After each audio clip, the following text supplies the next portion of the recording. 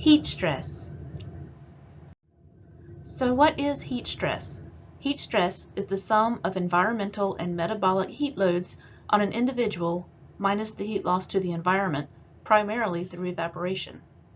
Heat strain, on the other hand, is the overall physiological response resulting from heat stress.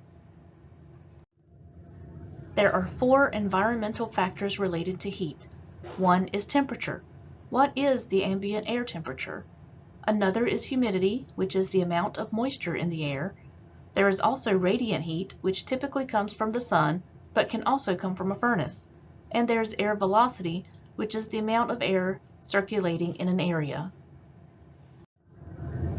There are multiple causal factors that can affect a person's sensitivity to heat. A few of these are age, weight, and degree of physical fitness, how acclimatized you are, your metabolism, the use of alcohol or drugs, certain medications, and finally, a variety of medical conditions such as hypertension. Overexposure to heat can cause heat rash, heat cramps, heat exhaustion, and worst of all, heat stroke. Heat rash is the most common problem found in hot work environments. It's usually manifested as red bumps and can appear in areas where the clothing is most restricted. Sweat cannot freely evaporate from the skin and sweat ducts can become plugged. Heat rash is prevented by wearing breathable clothing and thorough cleansing of the skin. To treat heat rash, keep the skin dry, sleep in a cool room, and use calamine lotion. Heat cramps may result after excess water loss, sweating, and dehydration. Symptoms of heat cramps include shriveled skin, dry mouth, and dry tongue. You may also have severe pain and cramps in the legs and abdomen, fainting or dizziness, weakness, profuse sweating, and headaches. Heat cramp treatment includes increasing fluids, resting, and moving to a cooler place. With heat exhaustion, blood begins to move toward the outer body to remove heat. The blood will pool in the skin, leaving less for the brain. Symptoms of heat exhaustion include fatigue, headache, dizziness, profuse sweating, rapid pulse, thirst, loss of appetite, nausea, vomiting, cold, clammy skin, and fainting. The treatment for heat exhaustion involves getting the person into the shade and cooling them off. You want to increase their fluids, use cold, wet towels or ice, use a fan if able, elevate legs above the heart, and loosen their clothing. Do not give them any liquids containing alcohol or caffeine. If their condition worsens, seek medical attention immediately. If left untreated, heat exhaustion can lead to heat stroke. Heat stroke is a medical emergency and a life-threatening condition caused by the failure of the heat-regulating mechanisms of the body due to high heat and humidity. During heat stroke, the core temperature of the body rises and the body stops sweating. The symptoms of heat stroke include skin that is hot, dry, and flushed.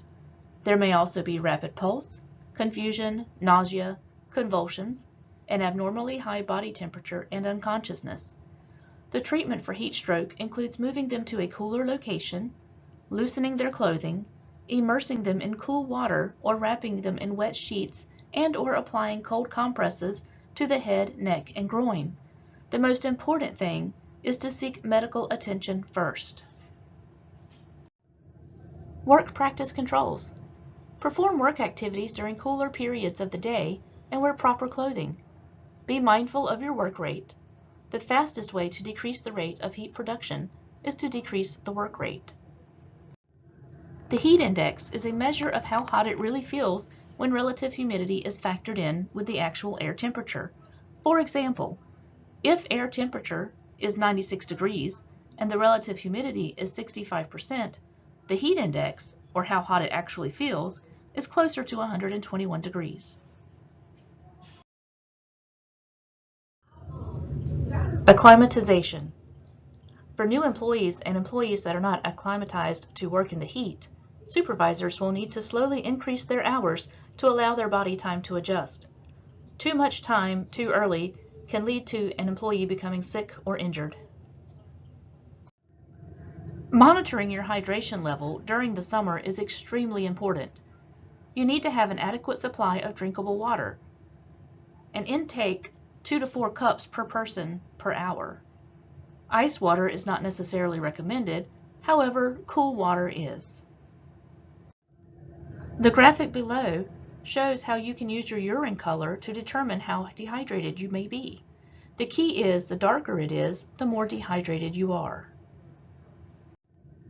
There are several variables that when combined together can create the perfect storm for heat stress, such as wearing dark, heavy, tight wool or nylon clothing, working in direct sunlight, not having any water, heavy physical work, a high heat index, not taking any breaks, not wearing a hat or having any shade, a long workday, and a worker not acclimated to heat. The bottom line is excessive heat in the work environment can lead to serious physical harm or even death. The keys are to recognize the hazards and know the preventive measures.